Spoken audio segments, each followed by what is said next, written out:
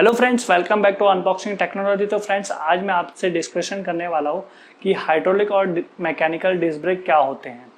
For example, अभी सुनने में बड़ा ही कॉमन लगता है, जब हम साइकिल लेने जाते हैं तो सबसे बड़ा कन्फ्यूजन ये होता है कि हमें वो आगे वाला बंदा इस तरीके से बताता है कि आपको हाइड्रोलिक ब्रेक लेनी चाहिए या फिर बताता है मैकेनिकल डिस्क ब्रेक लेनी चाहिए।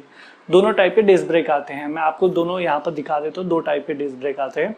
तो उसमें होता है क्या, मैकेनिकल डिस्क ब्रेक के बारे में ज़्यादा लोग फोर्स करते हैं, वो आपको बताते नहीं है मैकेनिकल डिस्क ब्रेक है। आपको पहचानना कैसे, वो मैं आपको बताने वाला हूँ। Mechanical disc brake in the sense जिसके अंदर ऑयल नहीं जाता है, जिस डिस्क ब्रेक के अंदर ऑयल नहीं जाता है उसको कहते हैं मैकेनिकल डिस्क ब्रेक। वो मैकेनिकल मतलब ऑटोमेटिक मोटर के अकॉर्डिंग वो उस तरीके से मूवमेंट होता है, वो है मैकेनिकल डिस्क ब्रेक। ठीक है। और जो हाइड्रोलिक डिस्क ब्रेक होता है, सुनने में भी हाइड्रोलिक है। फॉर एग्जांपल, अगर आपके पास बाइक होगी तो बाइक के अंदर जो सस्पेंशन फ्रंट में होते हैं वो हाइड्रोलिक होते हैं।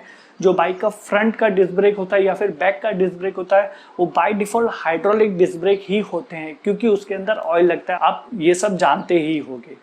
तो बात मैं आपको एक ही चीज करना चाहता हूँ कि इन दोनों में से बेटर कौन सा होता है, मैकेनिकल या फिर हाइड्रोलिक।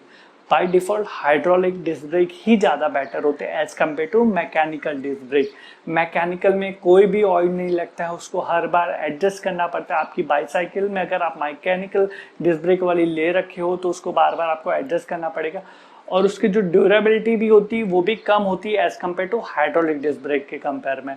हाइड्रोलिक डिस्क ब्रेक ज़्यादा प्रीफर में बेटर रहता है, ऑयल लगता है, उसकी वजह से वो ऑटोमेटिक फिक्स हो जाता है। मतलब जब आप डिस्क ब्रेक प्रेस करोगे तो ये लूज़ नहीं होता। मैकेनिकल डिस्क ब्रेक आप अगर यूज़ करोगे साइकिल में तो आपको कुछ टाइम के बाद, वीक या फिर मंथ में एक बार उसको रिटर्न हर बार सेट करना पड़ता है, फिर से टाइट करना पड़ता है। और हाइड्रोलिक डिस्क ब्रेक में ऐसा कुछ नहीं करना पड़ता है, क्योंकि उसमें ऑयल रहता है, वो ऑयल फिनिश हो जाता है तो आपको फिर से फिलअप करना पड़ता है। तो मैं आपको ये सजेशन देना चाहता हूँ कि अगर आप कोई भी बाईसाइकिल खरीद रहे हो या फिर आपकी बाईसाइकिल को अपग्रेड करने के प्लानिंग में हो, तो मेरा सजेशन सबसे पहले ये है कि आप हाइड्रोलिक डिस्क ब्रेक ही उसमें लगाइए।